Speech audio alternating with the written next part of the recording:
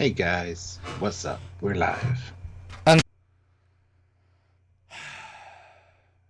not exaggerating, guys, that was a 6-minute, 7-minute intro of Genius that we fully committed to about time travel.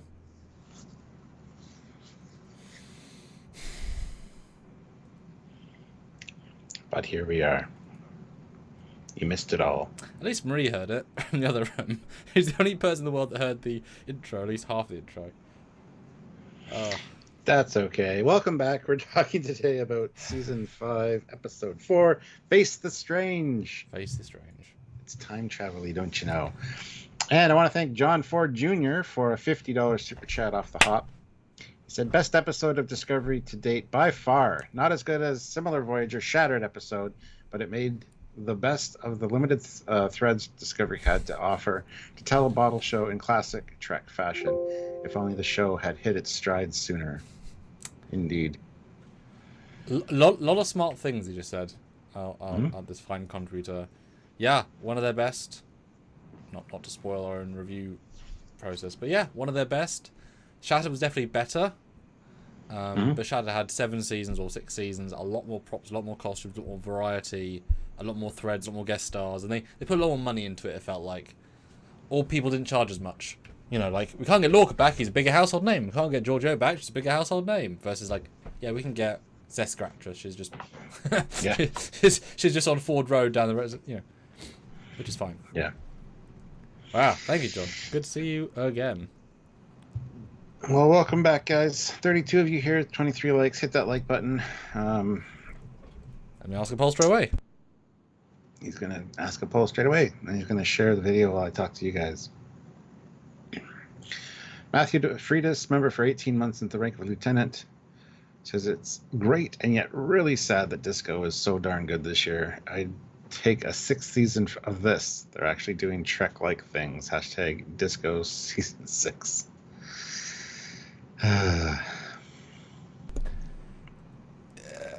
The problem is, I still feel like they wasted years to get to this point. I don't want to reward them when they spent and wasted so much money and time. You know, I know it's not this team, but like we shouldn't be. Give them a movie, you know. Give them a thing that isn't quite, you know. And the poll is this one of the best Discovery episodes? The best Discovery episode is okay or nah, not for you. Just nah. All right, see you in a second. All right. So guys, hit that like button. Like I said, 39 of you here, which is awesome. 26 likes. We want to get those likes up to at least 50 as soon as we can. So hit that like button if you're just joining us and have not done so yet. We'd appreciate it. Also, make sure you super chat in. John Ford Jr. did an awesome super chat to start things off, which we really appreciate. So thank you. But we want to hear your thoughts and opinions on this episode. So please super chat in and let us know those things. We do read them all on the air. So you guys get to hear your name and your thoughts said in a live. So YouTube, so who knows, but there you go. You can also click the links down below to the Teespring and the TeePublic store and help us out in that way by buying some Trekyards merch. Lots of ways to assist,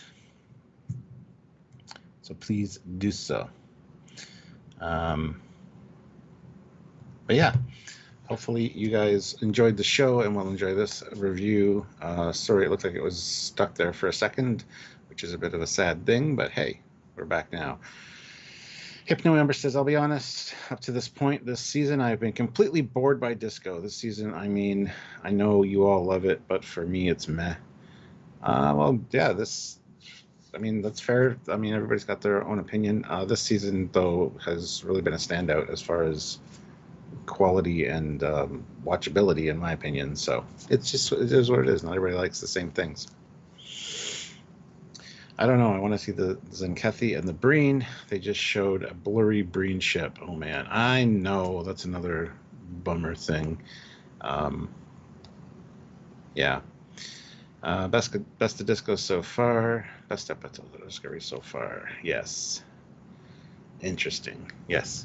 So it'll be interesting to hear your thoughts on it, guys. So as you know, we want to hear those. So let us know. And also hit the like button. Only 28 likes so far. What is up with that? I mean, this episode deserves at least 2,000 to 3,000 likes. So get on it. Yeah.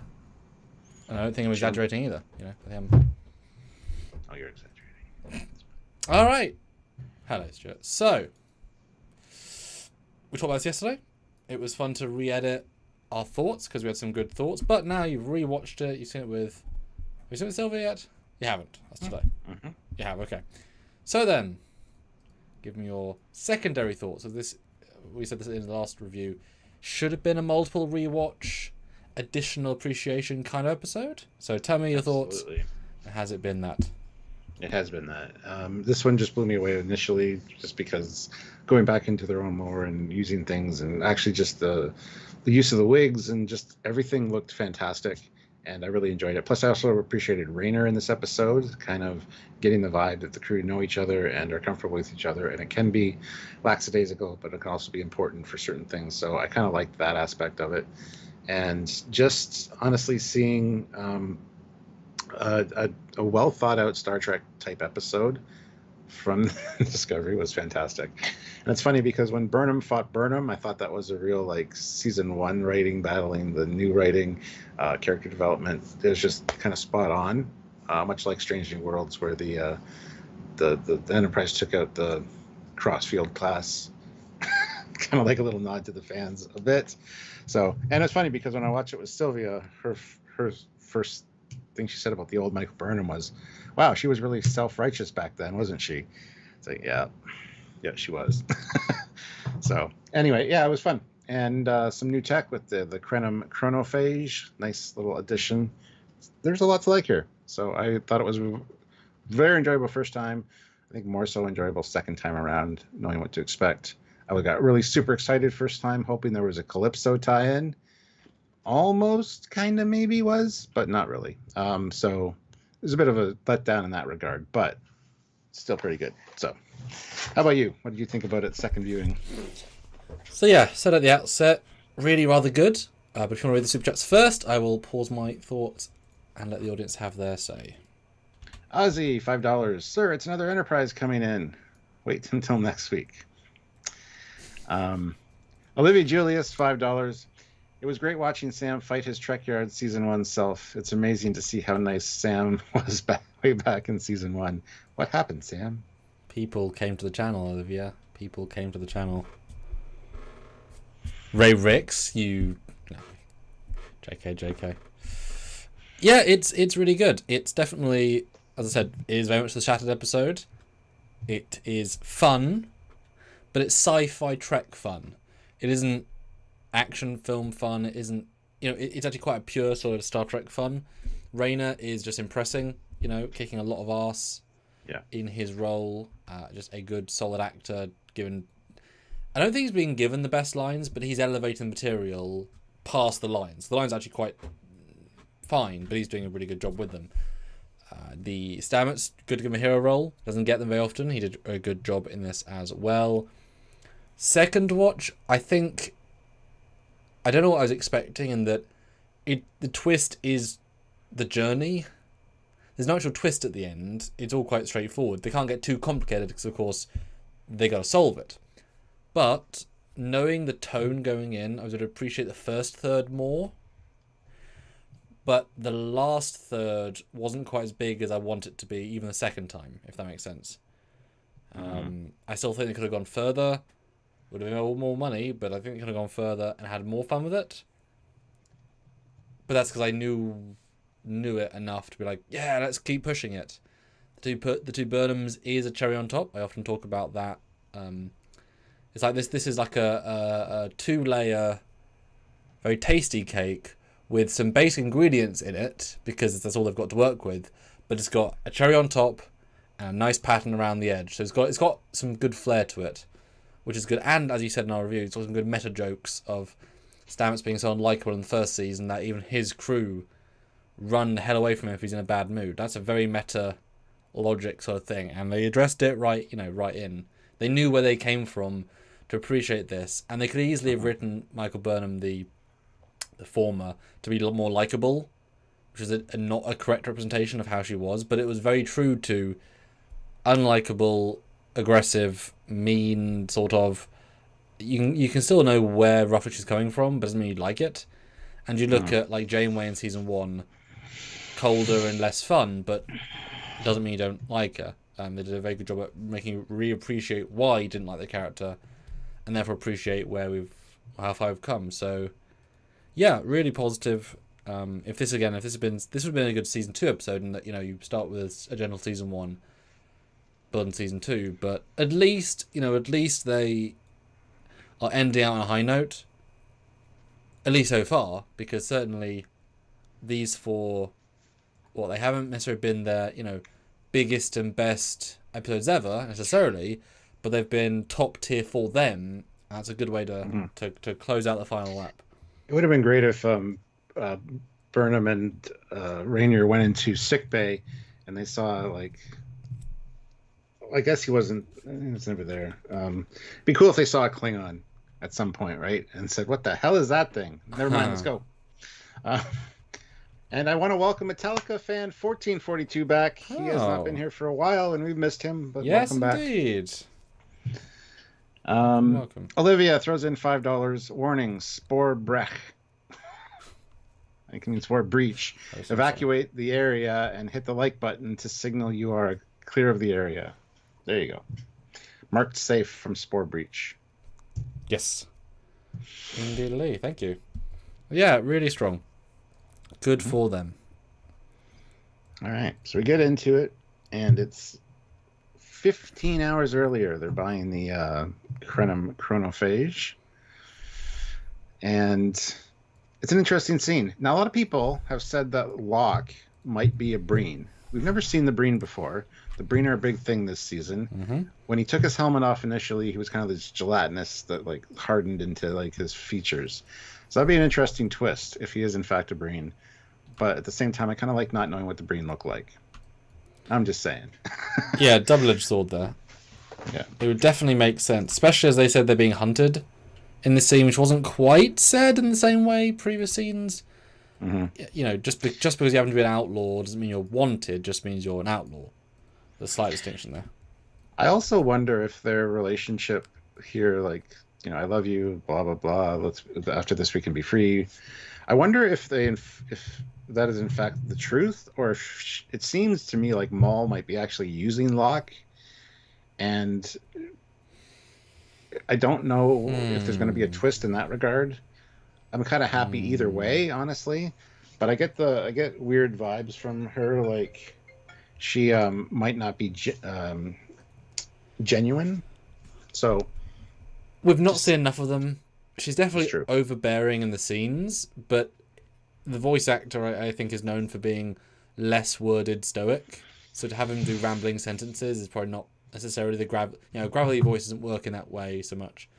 So I possibly, I don't know if we've got enough information either way, but this is an alien from Deep Space Nine, I believe. So they use a canon alien, and it looks great.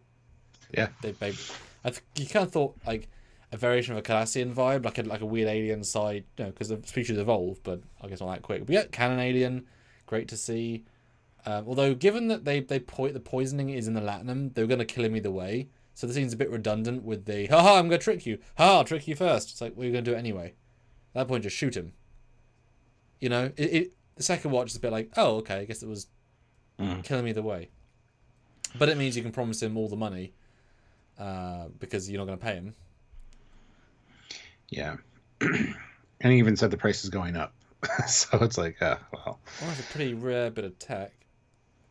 Now, I don't know about you, but I was excited when I first saw this pan down and you see the sun and the tree line. Yeah. Because that's kind of the exact same tree line that we got when we ran into Guardian of Forever, or Carl, as Discovery calls him. Guardian of Forever. I was like, we're going to see this, and could explain the mirror universe-ness or something. No, I think it's just the same location. They use the same area, Yep. so... Yeah, sad. It is what it is. And now knowing, because I didn't get the first time this is meant to be the because I thought this weapon was something they were getting for the next part of their plan. But if this is the chrono whatevering, it doesn't look very chronom. But what does look chronom? I don't know. There's probably something there, but... Yeah. And season 1, Noir says, nitpicking nerd had a good point. If you screw the discoveries past, the entire galaxy is fucked. It's done to attack them with the time travel. It's not, though, because it just wastes their time until the chrono bug runs out of power. The only thing that's was different is you had Stamets, who lives outside the timeline because there's tardigrade DNA, and they both tried transporting at the exact same second it activated. So that separated them, and therefore they could influence things. Otherwise, they would just be reliving everything that happened, not realizing that they're reliving it necessarily. And then a month later, when the bug runs out of power, they just realize that a month has passed. So, yeah, it's not stupid at all. It's not a nitpick. So, nitpicking nerd is wrong. Trekyard said so. You can nitpick the nitpick. Yeah, it's in this one use case. Oh no, and in fact they do change. In theory, they do change the timeline because the person meets Jet Reno, and if she's got a good memory, she'll remember him. Be like, "Hey, I met you 2 years ago." No, you didn't. Yes, I did. That might affect the future. They also shot some people that weren't shot last time. Rayner shot a guy that wasn't shot last. So if someone died early, that might. So they did. That those changes are now locked. So a few things did change. I say especially Jet meaning, and also, everything up until the last loop is actually locked.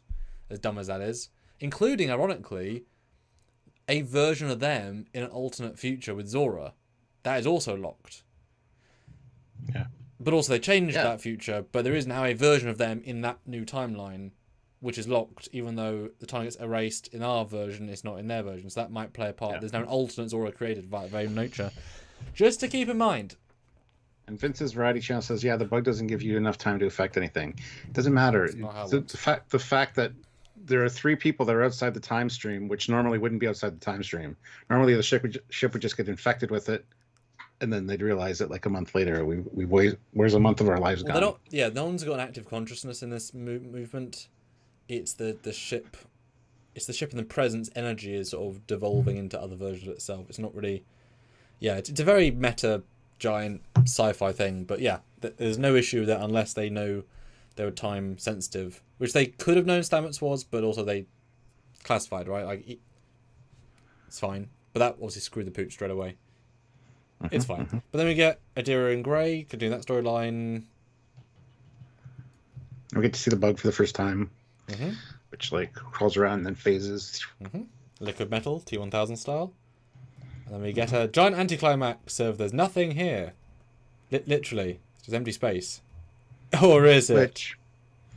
And then at the end, we find out they lost the warp trail there. So my guess is, since the next episode is called Mirrors, this is where they cross over to the Mirror Universe. Yep. So we're going to figure that out right away. But yes, that's all kind of wrapped up there. Which is okay.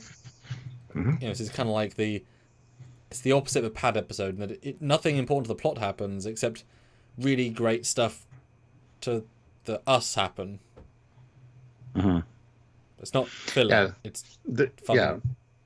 Maul and Locke haven't turned up on Trill like they expected them to.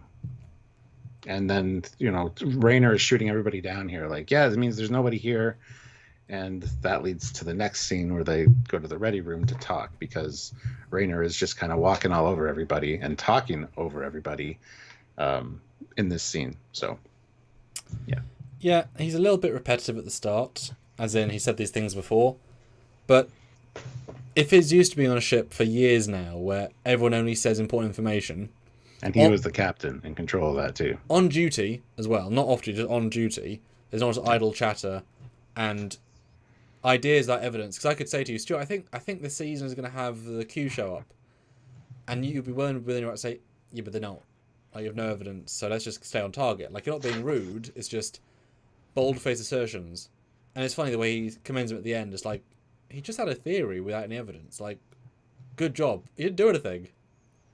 Like, if you talk to the entire bridge crew, they'll all have ideas. Yes, he just happened to say it. But it wasn't saying that. He was saying it for other things, but whatever.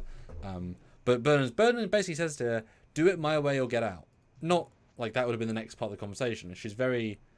Like, she's allowed to say that, but it's like, you know, he was a captain for like 20 years.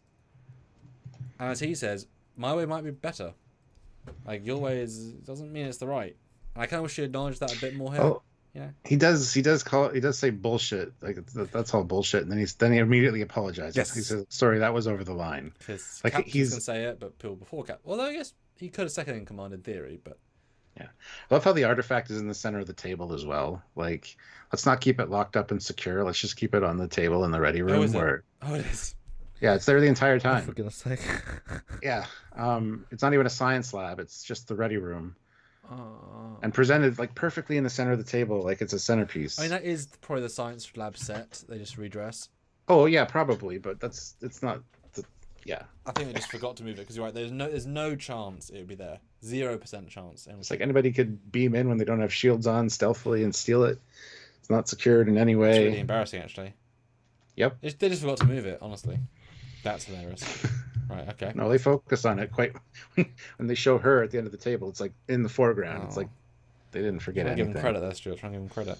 I know you were, but sorry. But it's a good conversation, and it's amazing how already she feels so dominating over him. It's like you're like 36, he's like 60. He's been captain for 30 years. Jesus, Yeah. wow. But that is her job, and he does a very good job at being, the second in command. I still commend him. He's learning, but he's done a very good job at not being captainy. Yeah. Ah, now what are these stamets things? I wanted to flip this.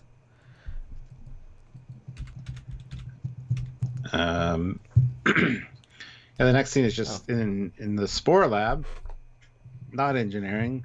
Stamets notices the bug and watches it. It hops over to another panel and then fades into it. So yes, his call to action was really good. His training really kicked in there. Yeah, really, just on top of it. Yeah. Anyway, then we get some power fluctuations, and they go to beam to the bridge, and it's the exact same time the thing initiates, so they are actually outside of the time stream. Although we don't get any sort of effect for the time jump the first time. I wish there had been. Like, the lights flicker, but they flicker in other timelines too, so it's not a clear enough visual cue. We see it go... But they never do that. It's more small note, but I think it would have been nice out of that as a first... Because the way we saw it is they beamed after the flicker. There was no effect to signify a thing activating. Yeah, and I think I figured out the transporter thing too, because later she says that's why the transporters aren't working, because they realize they're outside the time stream. So I don't know. Anyway, we talked about that in our edited review, that it's like... And yet they can still be at warp. Yeah. And also through a time vortex. Remember, they time traveled into a time wormhole. Which is the first jump they do, actually. They're going through the wormhole following the Red Angel. So if they can time jump into a time jump, which in itself is out of time, I think they can beam through it. I think they can beam through their own linear thing.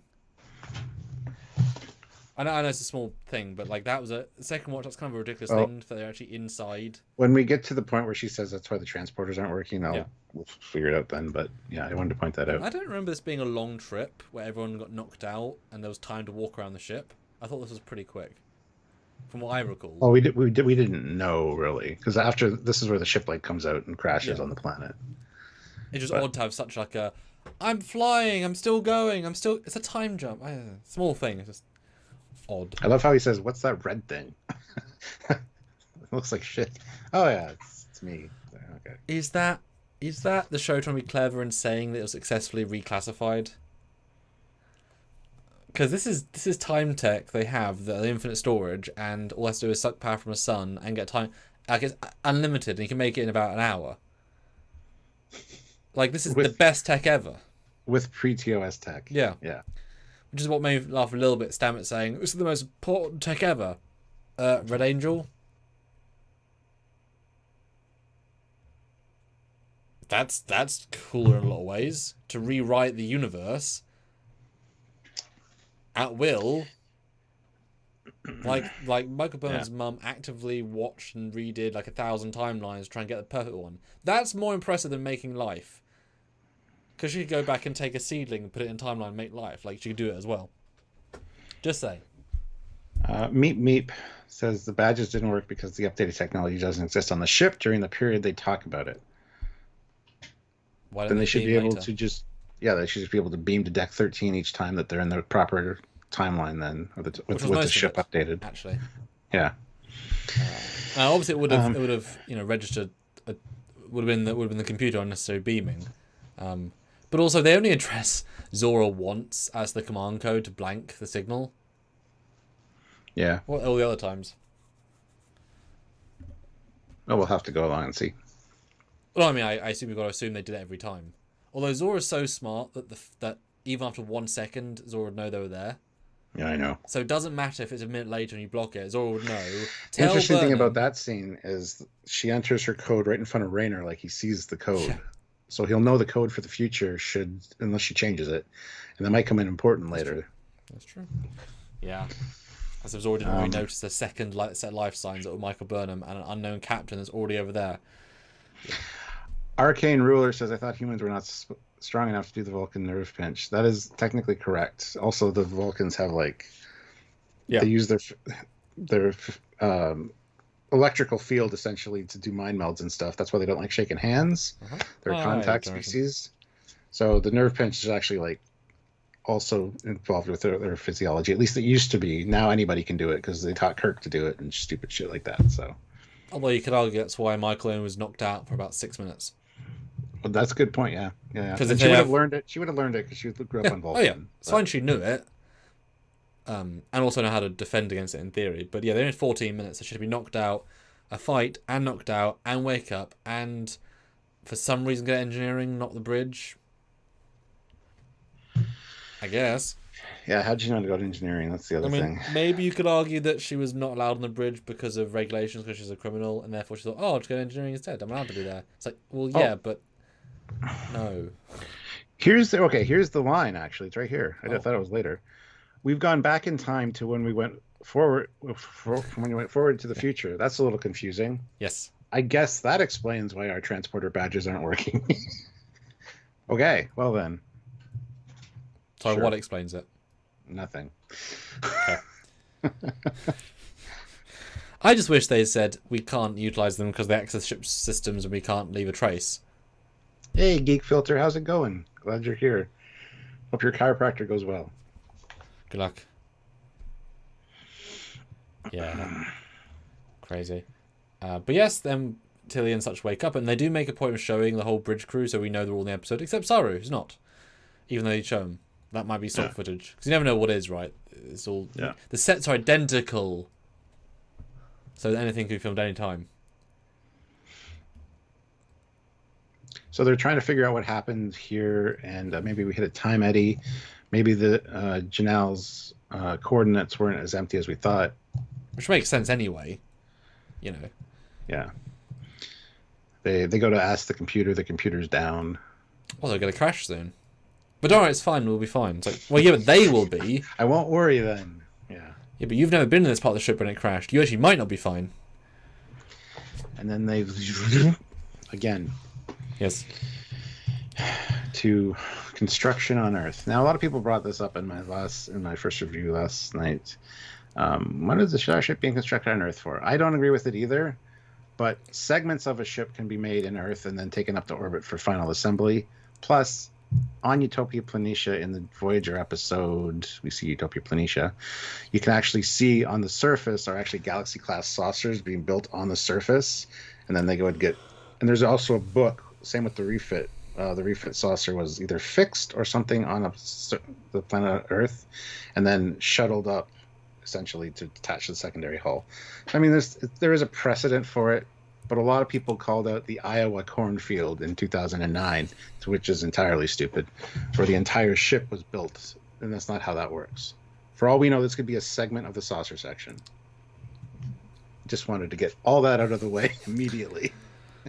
Yeah, it's a funny scene because you can really see the fact they just compulsored a chunk of the wall. It's very lo-fi. It's as if we've got $30 and 6 hours. At least the reflections are there. But you got to give them credit. The lighting on the floor looks so sunlight. You can see all the little footprints of everybody. It's like it actually looks like sunlight. They did a really good job with it. Yes. So. Yeah, they definitely removed that wall panel and put light through, etc. Put a green screen up or whatever screen. But I don't... This is a scene where they need an exterior to show, like, that ring. Only that ring of the saucer in a little secret bay. That'd have been great. But I don't really believe that this super secret test ship, saucer, giant ship, which is probably longer than the Golden Gate Bridge, is being built... What, a mile from Starfleet Academy, which is not a shipyard, and Starfleet headquarters. Yeah. But mostly the Academy, because that view is at... Well, the Constitution class was built at San Francisco shipyards, but that is in geosynchronous orbit above San Francisco. Because it does say on the plaque San Francisco, but yeah, it's the docks in orbit. They just mean GIS. But I don't know if they know that. But it's just a very odd shot, because this angle as well, that means the ship is, out of a building? Like, there should be... You know what I mean? Like, it's open to the elements, so it's being visibly seen by everybody. And there's no buildings in the way. So is it on the seafront? Why is there a seafront dock building a saucer? That goes back to the ship aspect of Starfleet, and how like there's dry docks and all this stuff where it's just actual naval ships are built there too. So it's just as the least expensive way of showing this in any possible way. I wish they'd just done it nicer. It's a great idea, but also the way they cut to her being like, "Wow, we're under construction," as if anything's different with the hull. Like there's a scaffolding and a window. Like there's, wow, so different. No, it's not. Yeah, these are small notes. Yeah, but it's just like it could have been much cooler sequence. It's a great idea, but they didn't execute it very much. A lot of people are pointing out that ships should be built in orbit. I agree. I've always agreed with that. But I have no problem with segments of ships being built on the ground and then taken up and assembled for final assembly in a dry dock. I have no problem with that at all. Well, it's easier in a sense because then there's oxygen. Yeah, exactly. If there's no hull around the ship, then having it be open so you can just walk around it. I mean, this guy was clearly having a nice time listening to his records. I love that. The worker, he's like, "Oh, I thought the inspection was tomorrow." Yeah, I love the way they in the second watch, because you don't know how long they're going to be there the first time. I love how well they commit to this bit. Yeah. And he was great for with now you can like cosplay some sci-fi headphones. Yeah, he's got his own little engineer cap thing with the logo. It was pretty cool. But again, just very very lo-fi. It could have been a lot cooler. But the guys are. And I also buy this is the one time they don't question what the uniform is, because there'll be so many construction people and all these random divisions. Well, these are inspectors, right? Yeah, it's so random that it's like he's not necessarily thinking. But yeah, I don't get this view. This is a daft view, and it doesn't make any sense. But that's okay. I love the fail to prepare to fail, son. I like that line. Yeah, and that's a great way of buying time, forcing him to be like, yeah. Maybe you shouldn't have warned him then. That was on you, sir, for telling him where the skeletons were buried, as it were. Pretty fun. Yeah. Although again, you can feel the limitation of the budget really early on for this, and this is one of those things you're like, yeah. This is where they have the conversation about what if this isn't temporal? What if it's some kind of neural weapon? Which I commend them for thinking about, because that's a very true concept. Yeah. Very, very open and possible. So bit of Trek procedural logic there.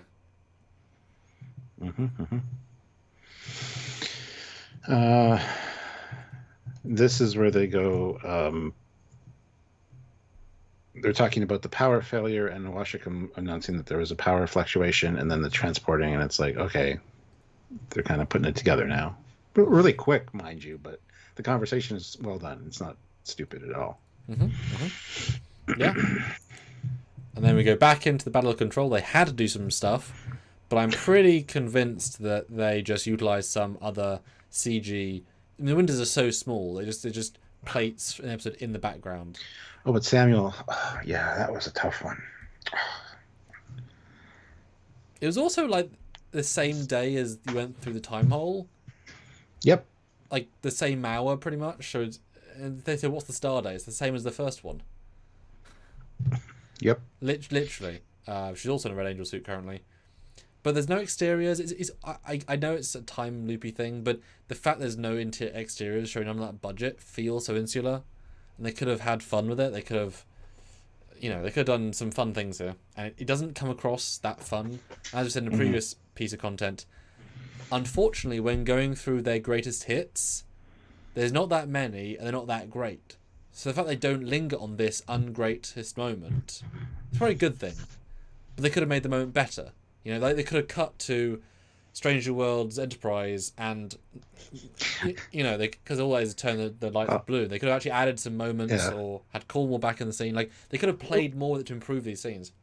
Rayner should have looked out the window and said, "How many ships were involved in this battle?" "Just the Enterprise, Discovery, and a Section 31 ship." Why are there fucking 5 million ships outside? Are these all suicide bombers? What's happening? Why are you... We had 714 fighters in the hangar bay of the Enterprise, as well as like 15,000 shuttles. And there's a lot of Section 31 drones out there. How do they fit in the bay? We don't even know. But you know what I mean? It would have been, I mean, that would have been put more money to have Cornwall, you know, before she blew up. Or like I say, one shot of Pike in his uniform. I wouldn't have even cared if they hadn't done his hair, you know. They could have been looking out the window, see the Enterprise come swooping in, and see Pike standing at the in the front window, and then it just like veers off. Yeah, look, there's Pike. Yeah, but again, if they doubled the money, right, this episode could be much bigger and better. But best spend it where you could and on hair pieces. This is where he says time bug. He says, "Oh shit, it's a time bug, a chronophage." Whatever that exactly means. You can buy them on the black market. They're leftovers from the Temporal War, so they're designed to paralyze an enemy ship by randomly cycling them through time, and that can last weeks or months depending on how much juice the little suckers have, as he says. Kind of crazy when you think about it. And then they're like, "How did Mullen Locke get on board?" Well, they didn't. They probably crossed paths with you on Trill. I like the conversation is.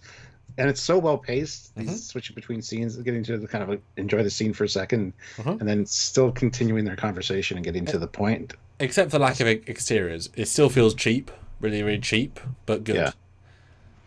But yeah, Burnham, awesome. As I said in a previous episode with you, Stuart, it kind of now tells us that the Burnham are continuing time bullshit because of course they didn't, you know, do time problems after Anorak got reset. Yeah. But because timelines are, by their very nature, you have time echoes, who, you know, Tasha Yar, it could easily be at one point the Krenim were a giant force of the war that all got undone at some point, but some of the tech remained in our timeline, or this or that timeline, the future timeline, whatever, confusing because it's time stuff, and there's like 10 left over, whatever. It's a very cool bit of tech. Yeah.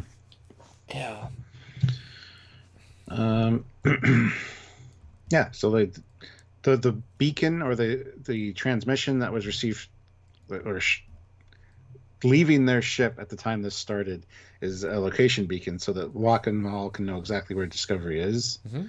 Apparently, so anyway, they come up with the idea they have to deactivate this bug. Well, I guess it's in main engineering. But even if we do have it, we do find it, we don't know what the lengths are for these time jumps. And so she starts using a tricorder to get the information. I liked it. Yes. And guys, super chat your thoughts and comments. It's been a while since we've had one. This is a live show with you guys, so be part of the conversation. We don't do this just for us. We do them for you and to add our voice to the internet and etc. So put your thoughts in. And she also brings up Stamets, how he can help us, and he's like, "Why?" Because he lives outside of time because of his tardigrade DNA. Huh? Surprised he didn't know that. Might have been in his record, maybe not. Guess not. Maybe they didn't include it as part of the classified. Yeah, classified information. It's okay. I can buy it. So,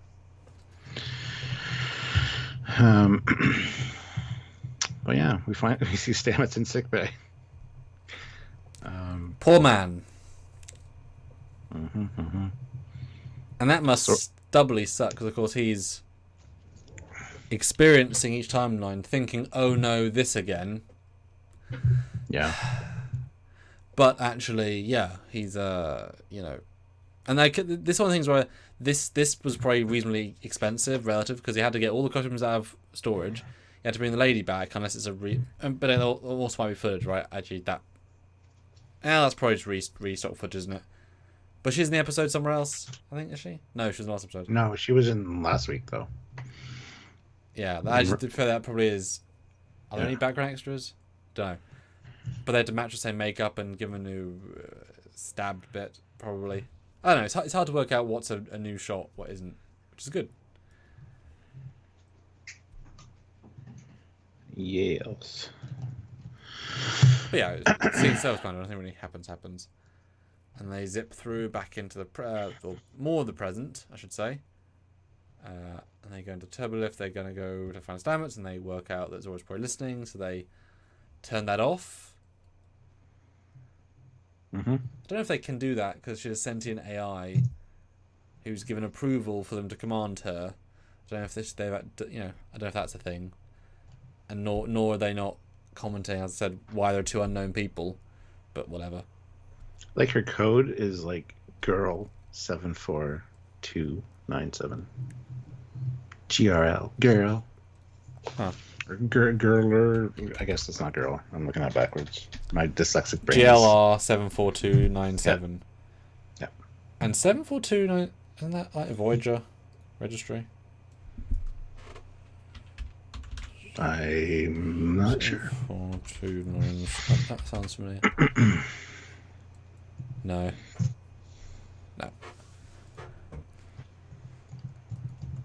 But anyway, he saw the code, so I don't know. Might come important later that he might. But what day is this? This is the day that the ship is actually under attack. By Osira. And we get the biker people who... they think it's an impressive, expensive feeling thing, but, you know, it doesn't... This is not a very good sequence to me. This is probably the worst sequence of the piece. It just feels small and cheap and low. Mm-hmm. And also he'd murder some people because he's shooting them. These guns aren't on stun. So Rainer cold blood kills these people. I know he's got no choice, but like just killing people, and they're dead in the timeline. So these are people who were not dead the first time, so now there's now corpses unknown in the other version of the timeline. Mm-hmm. Now it would have been great if Osira turned up. If she walked on and was like anything, or even actually if this guy knew Osira. Well, I guess you can't have ripples in the timeline, but that would have been so much cooler for her. Like in Shattered in Voyager, every single time I'd had a hero character, so every single one had a meaningful thing. It wasn't just the Kazon, it was just Kazon baddies running around. There was actually something extra there. This is a pretty, it's not great. It's okay. Yeah. But Jet protects Rainier. Mm-hmm. Anyway, yep. Steer clear of the bucket heads. Get a better helmet. Just some good lines there. I can't remember the episode enough to remember if there were people on board and where she was, and I think this might have been in a joke of like she was forgotten about for so much that season because of COVID that they put her back into that saying no she was there, didn't matter, but she was there. Yeah, exactly. That's what I think exactly what they did. And she might be high because she's just a very odd vibe dealing with the situation, super chill. That's just how she is. That's her character. It's weird. I think it's great. What I love about this moment... She's a standout for me in this show. And this is definitely a Jet show, which I appreciate. She's in it twice. My God. What I appreciate about this scene, though, is very subtle, but I commend them for doing it up front, is that she hands him a handkerchief, which he keeps. Mm. And that's the single most important thing you could do in the episode, because that tells the audience, without actually telling you, that they are moving through the loops and they can keep stuff. Because otherwise... The tool to save everything will be erased so that really well done, and no one even mentions it, but that's the proof because like that means they are physically traveling through time. Otherwise they'd reset. Their bodies would reset because they aren't in the uniforms of the era. They are physically moving through time, which means they could also in theory grab stuff from the past, like in that last loop. No, then it was undone. Maybe I don't know. That's a different principle. But I don't know, did you catch that? That was the reason for the blood? No, not I didn't. No, makes sense though. Yeah. Sergeant Montgomery, $5. Jet Reno needs to be a teacher at Starfleet Academy in the new show. Her character, although limited, has become a top Star Trek character, in my opinion. Yeah, I agree. It will be an interesting foil for people just walk in, complaining, and then leaving. And it's like, God. Could be a funny one note. But then we move to a future discovery where it looks like people haven't been there in a long time. Yeah. And we hear music, and I'm like, yes, Calypso, they're doing it. Close. This was very interesting because they knew what they were doing, and yet, right? And also, just point out, Stuart, they've now retconned in the Discovery has had a blast door the entire time. Mm-hmm. Which you can totally view screen over, because of course you can. Yeah. So why the hell was the window open the entire time when you have a blast door? And don't give me any bullshit, it's a new 32nd century invention. That's plate metal. That ain't 32nd century future shit. That's a basic bitch door thingy from the original reversion, clearly. So why was that not closed the entire time? Anyway, that just annoys me. But yes, and they also very specific. It's so goddamn dark. I'm trying to find shots and everything is like pitch black. Jesus Christ. And Sergeant Montgomery says, "Come on, Commander." They roll around with the shuttle bay door open. If you keep the blast doors up front on the bridge open and the shuttle bay door open, you get a nice cross breeze through the ship. Keeps it nice and Temporal cool. breeze. Yeah.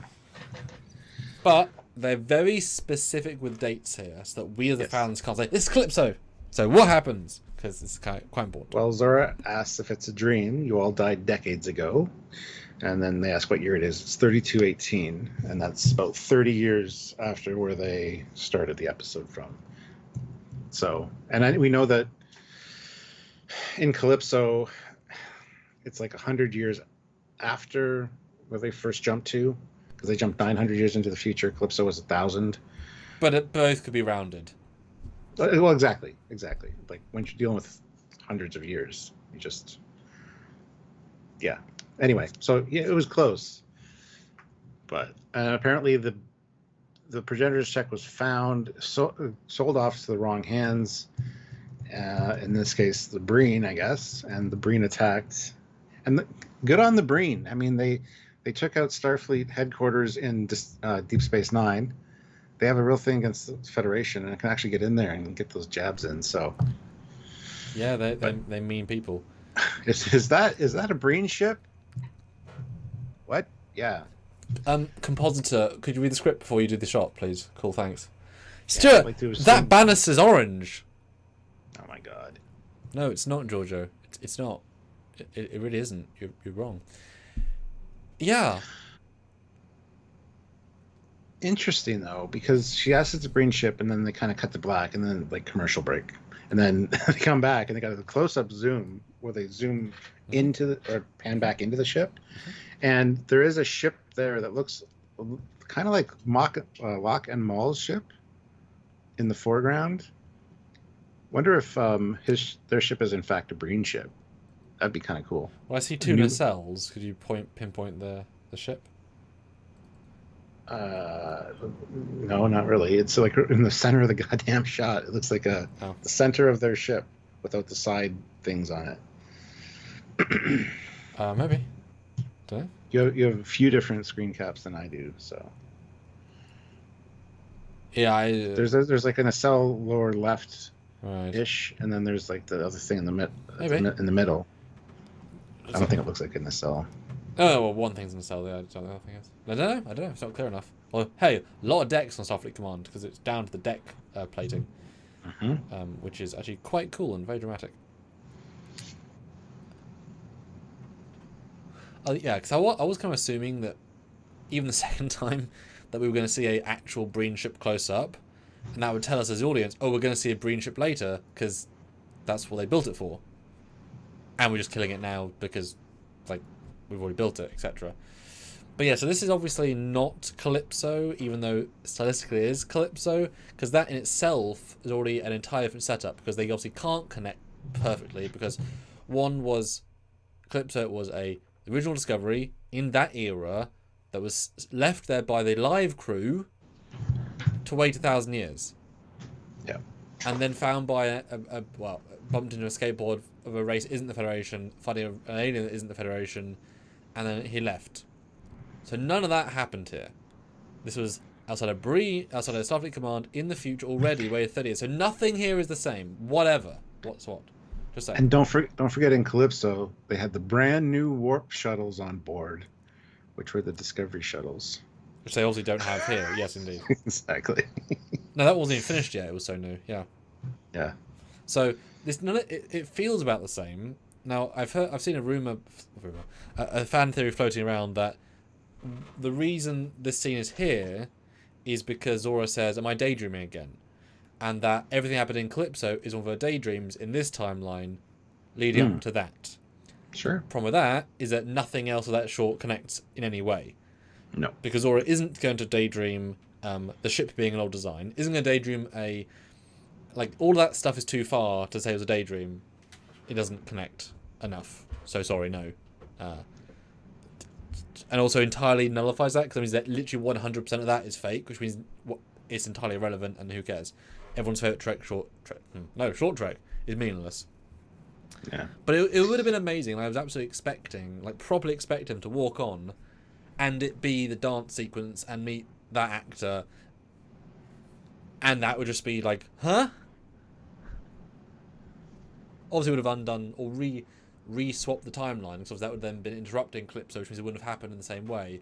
But imagine they brought into Calypso and then they're like, and then Battlestar Galactica guy recognises him or something, or his uniform was like, come with us, or go to this quadrant or whatever. But also, guys, remember, they've now set a precedent. This is an alternate future, because they've saw a future. So weirdly enough, this scene is saying that in the original timeline, they never succeeded in this mission. They were stuck in the time loop. They didn't manage to get out of it. They got out of it because the thing ran out of power. Everything died. And then Zora thing. And this is the second version of the timeline where, for some reason, they jumped differently into the future. Because you had to go through a loop once to get to Zora being there where they failed. Because you have to have that to have the second loop. So now there's an alternate reality out there. So you can't be saying Discovery is the real and only timeline. This would be the real and only timeline. They can't keep changing it. So, yeah. This is where she says, I was hesitant to step on this bridge. I had too much respect for Starfleet after what I had done, blah, blah, blah. Gives that little moment with Rainier where he's like, talking about the mutiny? No, I'm talking about when I peed on the toilet seat. Like, yes, of course, the mutiny. yes. Anyway, so here we get the samples they've been getting are too small to get a pattern for how long the next time loop is going to be. And they ask Zora for help. And Zora... I mean, it's basically just here for the cheat code. Yes. Because going to an AI that has all the answers... Well, I don't know why they couldn't ask... I mean, timeline, obviously. They could have asked some more, like, pointed questions. you know. But yeah, having a supercomputer right there and depressed enough to help you... you know, is a good cheat code. Although I don't quite understand what they're talking about. I felt the technical was a little bit far-fetched, that speed determines the times of their jumps. Is that them saying the speed the ships are traveling? So the slower the ship is traveling, the shorter the jump? No, it all influences, because the theory of relativity is you can't travel faster than the speed of light. If you do, you don't age, but everyone around you, like if you're there for 10 minutes, everybody else is aged 50 years. So the warp bubble protects them from that. So they're just factoring all the traveling that the ship has been doing during these jumps, and also being still on Earth, like not moving. Those would influence the lengths, the durations of the jumps for somehow. So it's all relative to how much distance. And anyway, it is confusing, because it was impulse in most sense. of them, and then at warp at another one. Yeah. And in a time hole, another one, which surely relativity would be rather effective in a time hole, which only took about 4 minutes. I don't think they explained it properly. I also don't think they know properly. Same with the thing at the end. It's like, it's sort of technobabble, but it doesn't feel grounded in a way that it could do. Because I didn't feel a correlation between speed and whatever. It's there. It's there scientifically. There's a scientific premise to it. But yeah, they didn't explain it very, very well.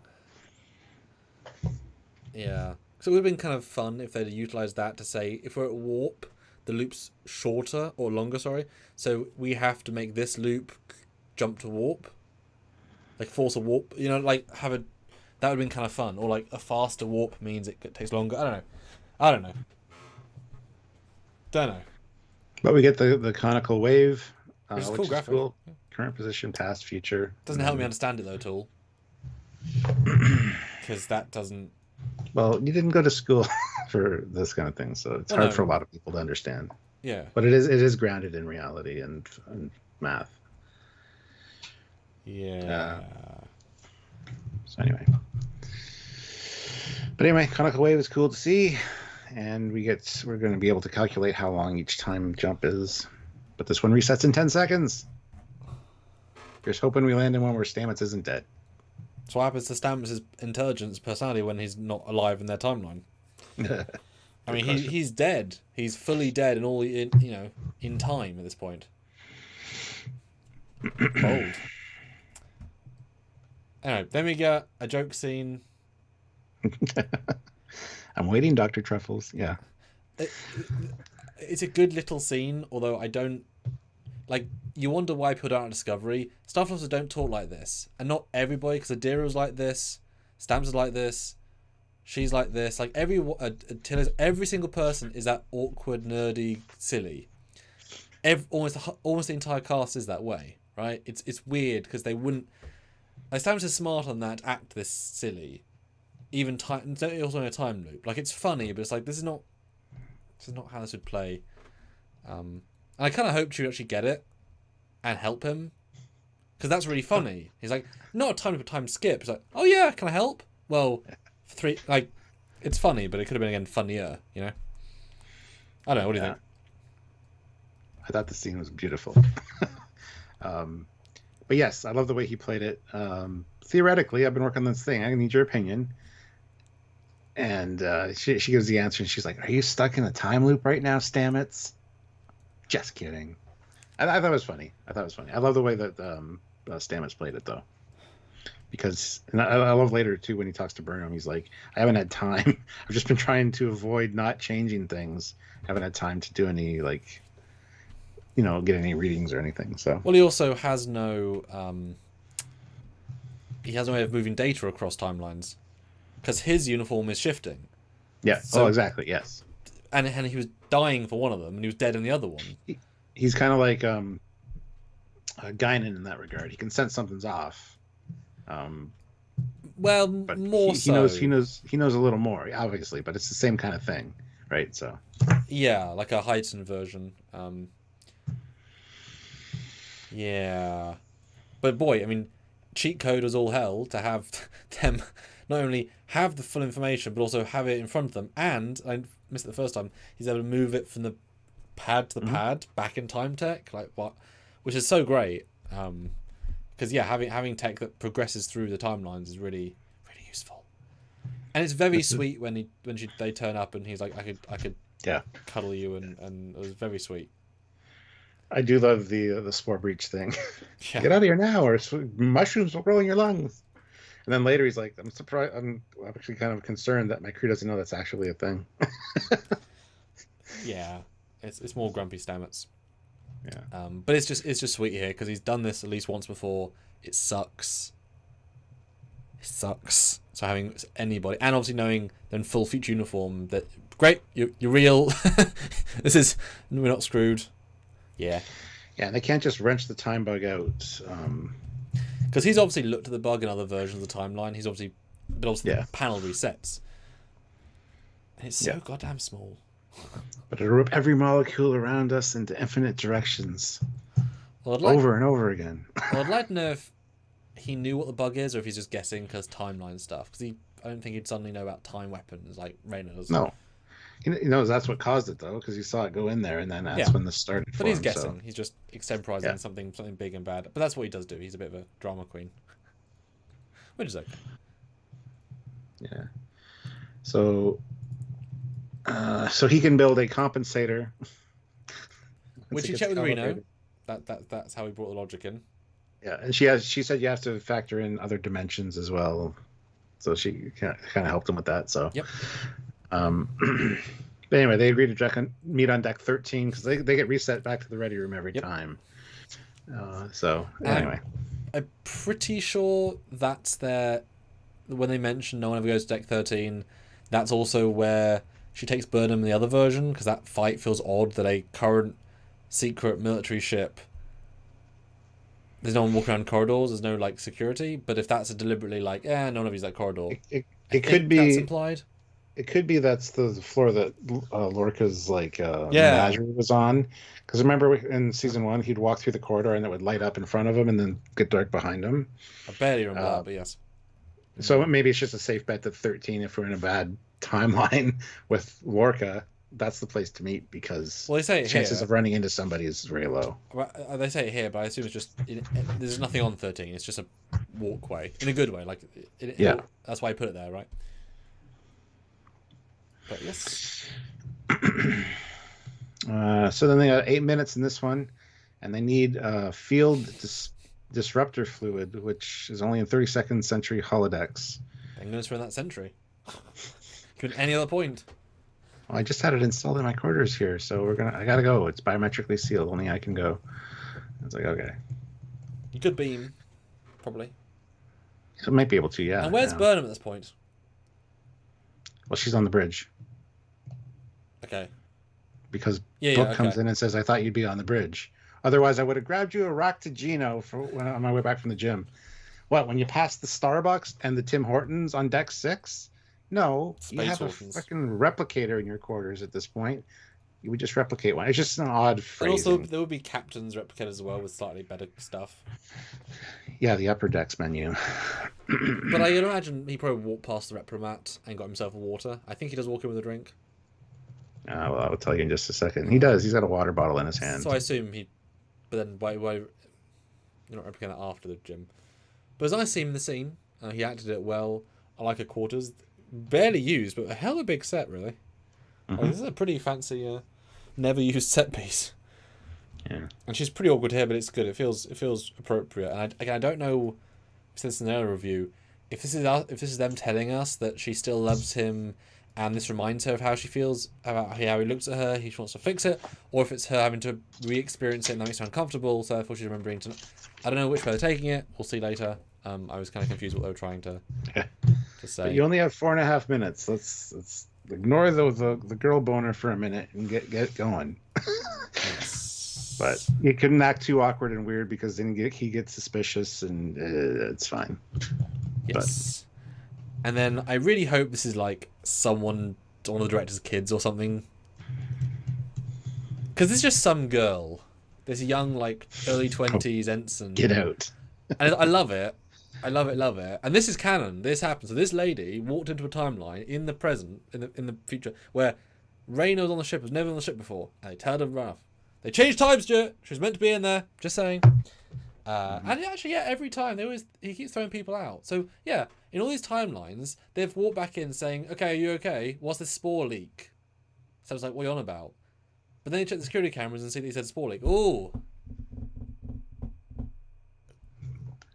because those happened. I mean, what's a spore leak? Why is Stamps Linus about a spore leak? Anyway, they build a thing. They do. You said thing. Yeah. Very quickly built the thing too. Like, anyway, it's fine. I mean, program will matter. This is the future currently. Yeah, that's true. It's fine. And they know, because he will probably look to the database, what this tech is and how to beat it. Potentially, because they're in the future, so they have access to it in theory.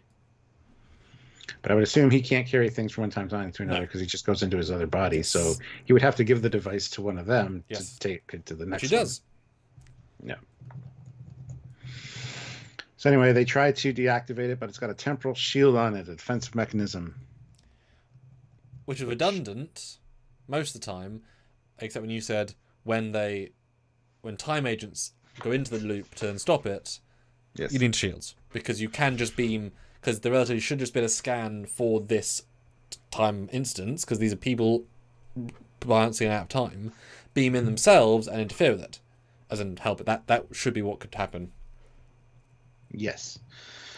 But yeah, it makes sense that it was protected from time agents because it was built during the Temporal War. So, yes. Yeah.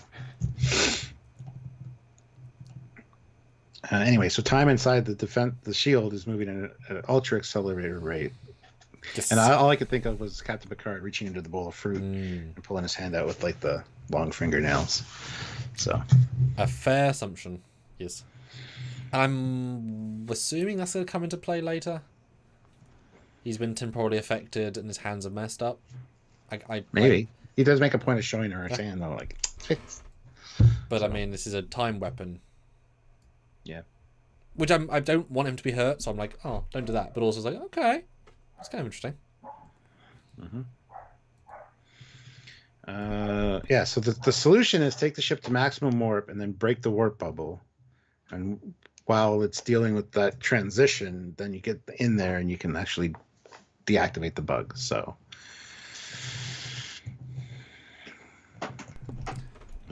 yeah, pretty easy, honestly. But again, you're not meant to be aware of the time loop. So a readily makeable tech and a strategy that any version of the ship can do. Yeah. Yeah, but you're not meant to be able to see the loop. So I'm okay with it being a simple solution. Relatively simple, I mean.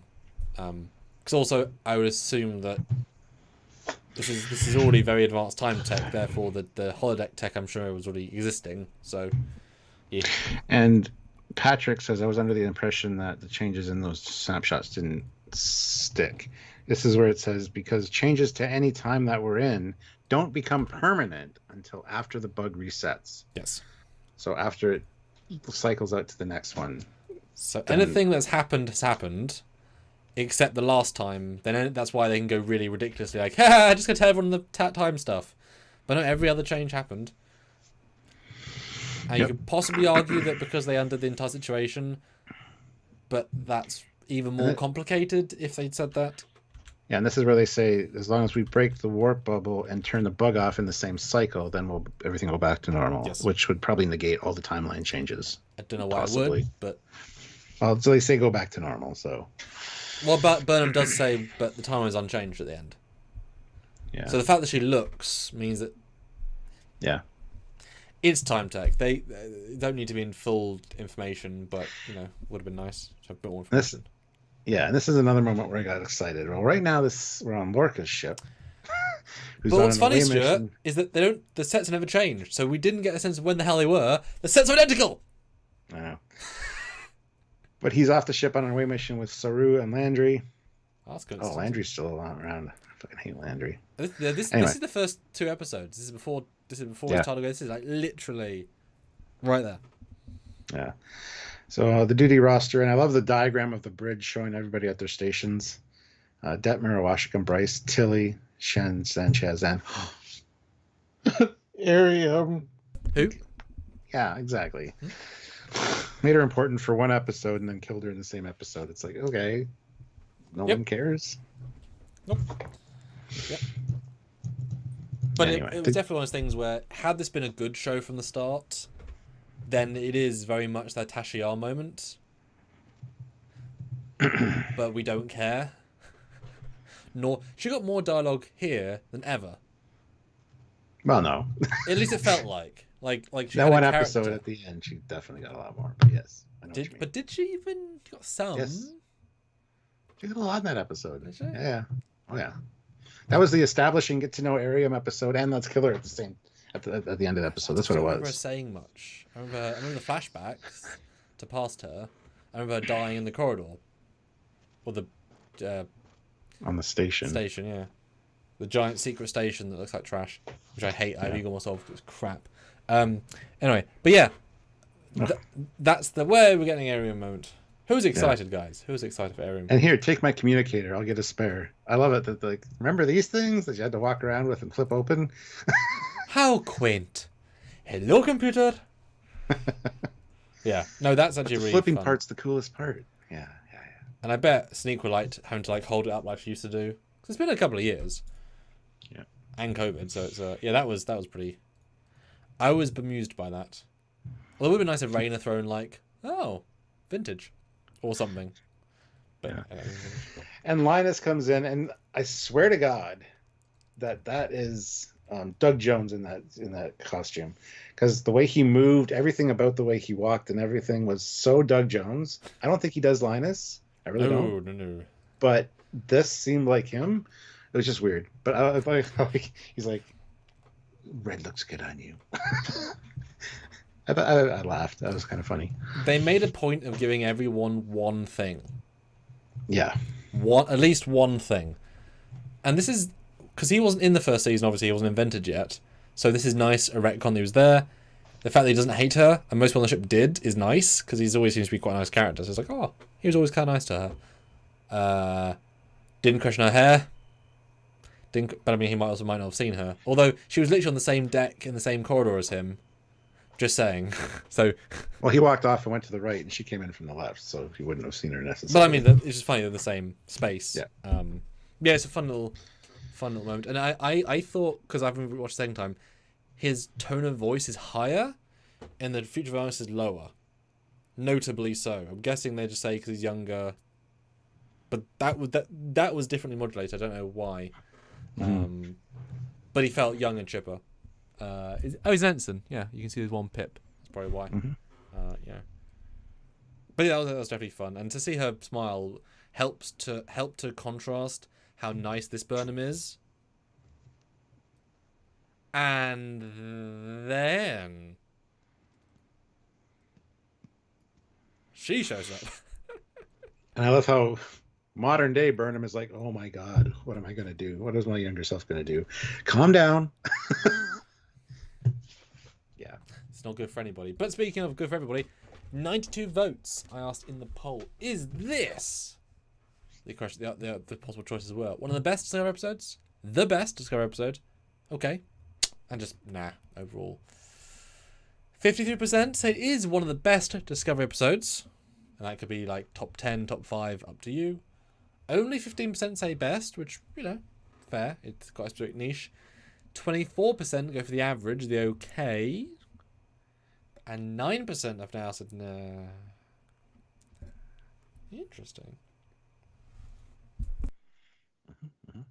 Guys, hit the like button. We have 60 likes. I'd like to get up to at least 80. We have 79 people here. That shouldn't be a problem. Super chat in. We do want to hear your thoughts and opinions on this episode. It is, for me, one of the standouts of this season. And it's a good way to kind of encapsulate the entire series of Discovery, which they didn't know they were doing the last final season when they did this. So it's pretty good. So we want to hear your thoughts. Super chat in. We do read them all. And be part of the conversation. Pretty good Discovery episode. But, you know, still Discovery. Says engraved ring of healing. Nice. Again, you compare it to Shattered, which is excellent. Yeah. And this is nowhere near as good, but it's probably as good as they can do. I mean, Voyager had 7 years, 22 episodes, giant prop department, giant costume department, nice, lots of story arcs. They have not. Mm-hmm. You know. New poll is up. Are you going to be joining Drunkards tomorrow with Samuel and me? Oh, I thought it was on Sunday. Okay. No. Yes. Marie can't do Sundays because she can't drink and drive. Yes, Drunkards busy. Sorry. Yes, I'll pop in sometime for sure. Go vote. Yes. Yeah, join it. Marie has agreed to jump in and do some Drunkyards with you all. Should be fun. I think we might do one of the AI things as well. Maybe have Marie take the part of Janeway or one of the female characters, and you can super chat to create an AI story with us. It was a lot of fun last time. And Marie's done some acting recently. So, you know, that might be good.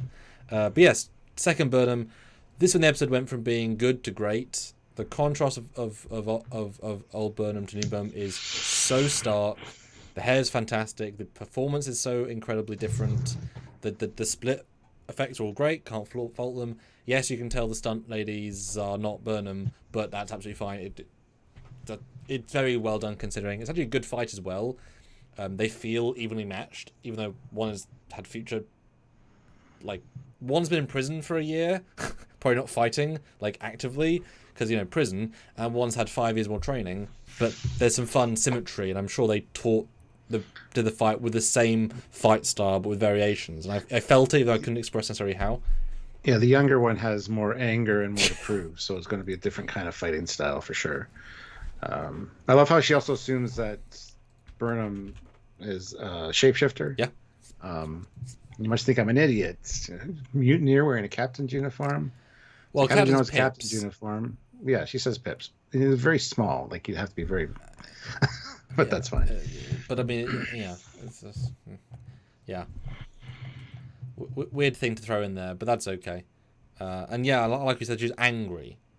I feel like that early Burnham was more depressed than angry, I had to really look at clips to find an episode coming up. But it's an easy quick fire way of saying yes, I get it. This one was damaged, very very damaged, and trying to defend her ship. You know, this is a shapeshifter who gives a very reasoned problem. Nope, gonna beat you up. Gonna plow splat. Yeah. But it's a good fight, good scene, good neck pinch. Although there is one hilarious shot, which I sensed the first time, but only saw the second time. And they did it for 1 second, but it's bad. So this one, probably, or the one where the past Burnham slides and like. No, so this shot is good, with real past Burnham, and you can see that's not Sneakwa's face. That's fine. But then they cut to a wide, the one shot wide, and you can see the heads floating. You can also see if you, yeah. Oh yeah. The neck is not connected. There's also a slight rotoscope error around her hair. Yeah, around the hair. I was just looking. Yeah. Oh my god. And watch it in motion. It's actually wobbling slightly as well. Like, it's really difficult because obviously it's not, like, that's not real. Still really good though. I was looking for shit at the time. I didn't notice it. Yeah, her neck's too big. The head's too big. Yeah, because they were obviously like, for me there's a head replacement. It was a real actress that then but they had to put it over the top of the other lady, and it's just the wrong size. It's good, and also her eyeline's wrong. But watch it again. It's floating and wobbling, and it doesn't look very good. But it's also an entirely fake shot. So like, give him a break. But it's funny when you look at it. It's like, yeah, there's a lot of errors there. Oh, muted again. So that being said, the fight scene was very well done as a whole. Like the cuts between the two were really well done. I looked for those kind of things in that, and I was impressed. So it's the one ambitious shot they didn't do that well. But I was mildly annoyed by the fact that for no reason the lights are flashing. This is a perfectly functioning brand new discovery. Why that? And obviously the reason is because every time it hides an actor's face, good thing. So you don't want bright sunlight for a clone sequence because the faces are not the same. It doesn't matter how close you think they are, they're not the same. That's why, but it's obnoxious because, like, why? There's no reason this would be standby mode for this corridor. No. But makes the effect easier. But then a very angry, annoyed Stamets comes in. All right, I'm very grumpy, just irate. I need to be left alone. I also like how he didn't sell it at all. I know. Like, he acts it terribly, but the threat of it is enough. And I love the nod here. Like, that was quicker than usual. Yeah, well, pre-tardigrade DNA, I was a little bit more surly. I love that. I just thought that was fantastic. Although he was only pre-tardigrated for like 3 episodes. Yeah. So that was not very long. But yeah, that good. Yeah, that was good. And he does make a point here too of saying these 23rd century systems are mudding up in my head with the 32nd century systems. Yeah, I really appreciate that because we've said that before. Just the woe of it. Yeah, I really like that as a little a nod. And Raynier's like, well, unmuddy that up. And Stamets is like, well, hold on with the gruff candor routine there, buddy. I'm under a lot of pressure. And I love the back and forth here. Like, isn't that all about you scientists, though? You know, under pressure, that's your thing. Then they come to an understanding, and I love it. I love this scene. Yeah, this is a very, very good little scene. And it is daft in the sense of we've got 14 minutes. Because if you add it on to Burnham's, they're already dead. But... Well, Burnham's is happening at the same time. At the same time, exactly. So if you add that into the mix, then they're both delayed, then it's fine. But back-to-back, it feels odd, but that's absolutely fine. But and then even Raynier even builds him up here a little bit because Stamets is upset about the scientific luminary, and then Tilly. Funny because they're like a whole generation or two apart. But yeah, really good scene, really earnest.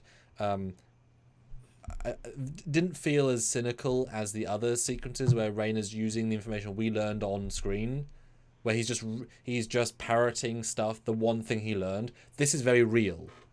This is very like here I'm talking, and realizing that. Well, but also I said this last week, like, it's been 1 day with the crew. Give him time to meet them and learn them. This is a chance he got to meet and work with Stamets personally. They'll now bond through this because they've had an experience. Give him time of experiences, right? Don't shoot him down for not having had time yet. Zachary, how do you feel about the Vulcanet pinch? Yep, fine. Wasn't a big one. All good. Kind of annoyed me a little bit at the time, but then I'm like, she grew up in Vulcan. She would have learned that. It's fine. It's fine. Oh, Neil. Recent episode was unoriginal. Just shows how lazy writers are. This episode was a copy and paste of Voyager episode Shattered. I mean, there's several episodes of Star Trek where you can say this is just this episode, but in modern. I'm not going to degrade it for that, because the characters are different, the situation's different. I mean, in that episode, we only had Chakotay. This, we had Rayna and Stamets and, Burnham. Like, I know what you mean, but that's like saying any time you see any sci-fi using any other sci-fi as a deer, which is a lot of the time. All the time, yeah. You can do it different. Like, I would be fine personally to make a Trek short, so I just nick a story from TNG, but because my cast is different, it's different. It's new because it's not the same again. Do you know what I mean? You know what I mean. Yeah. Oh, and she goes to the bridge. She does. Now, I still lament that we didn't get Lorca. I know, me too. It would have pulled all the focus away from past Burnham. I get that, and this is better. But as you had said, having him in his menagerie even, and locking him down there, having him do audio, which they could literally phone Jason Isaacs and say, hey, can you just do something on Zoom quickly? Burnham, what are you doing up there? That would have been enough. What are you doing with my ship? Yeah. That would have been absolutely enough. But the focus is on the Burnhams. That's good. And it's not obnoxious that she's always the hero, because she's actually... Burnham's the antagonist of this story. That's tremendously bold of them. But yes, we get to the season 1 crew, if you actually knew or cared who they were. Because they all exist as people we know and sort of care about. With Tilly's hair, Erin in full makeup, Bryce is back for one bit. Mm-hmm. Everyone's really aggressive as well, which I love, because of course they are hand-picked crew by Lorca, because he knew who they were in the universe and how to manipulate them. And they're in a war. So they're all pissy. And she's a mutineer who's on their ship that they didn't approve of. Yes, none of them like her. Very true, yeah. And a lot of looks, a lot of meanness. I love it. Especially Washka, she's like...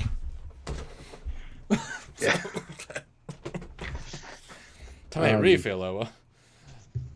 Yeah, but she goes on to say that she's from the future. Not only is she a captain, but she's captain of Discovery. I'm your captain, baby. A very important mission on... if she doesn't succeed, they're all going to die. So, and then all the call outs. I took a right hook from you a couple months ago. I don't need another one. Yeah, 2 sets of Burnham life signs, 1 unconscious. Believe me now. But yeah, then she goes on to kind of Deck 6, sitting there hanging out for Detmer, and why Oa joined Starfleet. Couldn't save her friend, and even more death. Yay! Why Bryce likes comms, because he used to listen to old radio missions, and that was nice. Cadet Tilly being worried about a roommate stabbing her because she snores. Yes. I think it's kind of funny. As I said in another review, though, this is such a good concept, and it's so well executed generally, that having known then we were going to get here, this would have been the obvious time to give the secondary crew even more and really give them an episode, because this is they're all on the bridge. They're all at their peak, quote unquote, of this is nice, but I would like a bit more. Well, I found it funny that she's calling Detmer's spot. She's been on the ship 3 weeks. You know what I mean? A weird comment should have been something else, I think, but that's okay. I love the radio thing, though. That was nice. Mm-hmm. But Ariam will believe me. I'm sorry to say this, but in 860 days, yeah. No, 396 days from now. That's what she says. 396 days from now. Oh, 96. Oh, yeah. Okay, wow, that's a bold thing to do. Season 1 to mid of 2, deliberate day count. Mm-hmm. A little bit too specific for my liking, but hey. About a year. And also 8 months because we did a time skip ourselves. Yeah. But you sacrifice yourself for... She wouldn't do that. She'd fight it. Well, she can't always win every battle. She wouldn't do that. I would do that. Okay. There. Now we all believe you. Yay! Oh, fuck. So this, I think, is a slight problem for the episode. What? They needed to wrap it up, is what the problem is. Yes, they did. And second watch, I thought this let it down quite a bit. I didn't buy this scene at all. I don't know who Ariam is enough to care, but also they said they respect her enough to believe her. Who is she to them? Discovery is like a 3-week ship. Exactly, yeah. Unless I'd served with her before, but Tilly arrived when Burnham did her, like almost exactly like her bed's there and has been like she was also fresh. Everyone's new here. They're a new crew together. Who is Ariam? She's also a commander, so she's checking in command under Lorca. That never came across. Why did Lorca pick this robot as his second in command? Because he can program her to be evil. Sure, but that's a whole new thing we didn't know. And then to think that she's confident she would sacrifice herself, or the way they phrase it, like she's not going to fight as hard as she needs to. And because she believes it, like I thought it was some techie answer, like here's my memories, send you some stuff because I've got a tech and you've got tech. It was massively underwhelming, and everyone believes her instantly. It was not good. It could have been 10 to 12 times better. Yeah. Especially if Bryce is like, I'm going to shoot you. And she's like, no, it's okay. And I'm sure he's thinking, this is a lying mutineer in a weird uniform. No. The Scottish Nightmare says, was she even in season 1? Yes, Ariam was in season 1. Yes. Very much a background character. Yeah, they made loads of background people. She is there. Remember the one with the big, robot head? Shinjo person, yeah. Yeah. Yep. Yeah. Or a helmet. We just determined it was probably a helmet. Yeah. Tactical helmet or something. Yeah. So this is definitely the weakest narrative scene, but the fact that there's everybody, all the acting's pretty good. It's just they have nothing to do here. She's a non-character, right? Yeah. It shows the limitation of the source material, unfortunately. Mm-hmm. And then, and I noticed the second time, well, I've got 3 minutes, and I said anything else goes wrong. Yep. They hang the biggest lantern on. Hello. Yeah. But why? Why is Burnham here? Why has she got Reese? Why? Well, Reese was tactical. They make a point of saying that, so he just might have been the first. Maybe he found her in the hallway and woke her up, and she's like, "We got to get to engineering for some strange reason." Well, spore room, not engineering. Yes, I know, but they're calling it engineering. I've called. Well, yeah, but this. I said spore room earlier twice in this review. Yeah, so. but this time it is a spore room. There's no engineering here. We know that for certain in this timeline. I don't get it. There's no reason to like it's not as if like if other Burnham had mentioned spore driving somewhere, yes. And they're going with guns. It's like that's Stamets. Those aren't guns. Those are phasers. Shut up. Yeah. And also also what's the name? Reese. Give him more in this scene. You know, he's the last surviving like. He's here character pretty much, like he's in every episode almost. Like give him a scene here, and don't just reiterate the same dialogue because that's like it's disingenuous. Add more to it. Imply he talked to him outside that one conversation. This feels manipulative. I know your first name. Okay, I know tactical. Well, you got promotion once, but you like curved ships. Okay, Michael, he's from the future. We can trust him. No, you can't. That's not enough. Yeah. Sorry. And you forgot to point out the really awful season 1 warp effect with the door closed. The shuttle bay door was closed. And that absolutely was a reuse. I reckon having a second watch, that is a reuse. Yeah. It's cool though, it's just terrible. But at least we got a shot. One. Well, I love too how like they have phasers drawn on you. If I have phaser drawn on somebody and they're holding a communicator and they turn to say something. Yeah, one minute. I mean, Nicole. Yeah. We're gonna destroy the ship in 5 seconds. Yeah, you. Use Plan B. Use the Omega 13 device. Just 1 sec. Yeah, that was again nonsense. He would have been stunned in real life. That'd have been great. Can you imagine? I'm sorry. Sorry, I shot you in the past. It wasn't me. Well, it was you. Oh, that'd be great. Yeah, the ending is definitely writing into a corner that they're just not refining themselves into. But there's some nice things. Arium loving the holotech. Great. Love it. That's great. It is kind of like we have proof here. Look, I have tech from the future. Like I could send your computer stuff from the future if you know time's not going to be rewritten, etc. But that's okay. And Arium's decent here. I don't love a speech pattern. It's slow and dull, but at least as a character. Yeah. Oh god, yeah. I just don't buy the ending. The convincing Reese. It's not well done.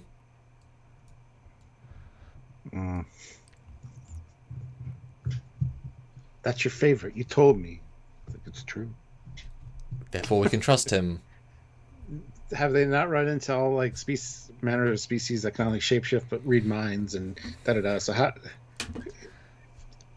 It just, yeah, it's one of those things, right? It's also like during the Klingon War, where people are being massacred every day, and some random guy from the future says you like curvy ships, and that's enough to let them do a warp bubble destruction thingy. Yeah, no shit, eh? Yeah, it was a very quick wrap up. It's a very quick wrap up. This could have been written way better if they had a lot more time, where it actually they could convince them. If this had been a two-parter, that would have been nice. Because then you could have really like, then you would have done a full season 1 episode where you bring back Lorca, you bring back, well, Giorgio's dead, but you know, like, because she's not Mirror yet. Like that would have been great if he's a villain of part 2, and then you have Burnham, Burnham like a loose cannon. That would have been great, but that's okay. But they convinced Burnham. Yeah, you don't know anything about me. I do. I've known you for 2 to 3 days. You told me that you didn't feel like you belonged here. You didn't deserve to be here, but you do. Have faith in yourself. You're doing a good job. Keep it up, essentially. Now, the acting is tremendous by him. Mm-hmm. But she told you that 40 minutes ago. He sells it like they've been friends for years. So love the acting, but it's so like, thank fuck I know one thing about her. And kudos to them for the beautiful shots of those season 1 phasers. Yeah. I still like those phasers. I'm sorry. It's a nice shot. Yeah, I have something embarrassing to confess. I'm ready. Are you ready? You're muted again, though. Okay. Confess. Not saying anything. Oh, I know. What is your reaction? With the colour grading, or lack thereof, I liked the Discovery uniforms more. I thought they looked quite nice. Sure. Because they were crisp, and the blue, that was a nice shade of blue, which is not the shade of blue they were in the season 1 or 2 or 3, because it's a different thing. I like that shade and the darkness of the colour. They weren't as bold and garish. They were more enterprisey for me. And I guess they're more form-fitting too. Everyone looked quite good in them. And I didn't feel the collar very much, because that's always been annoying. But like, I thought they looked actually reasonably nice. Not like great, but like, okay.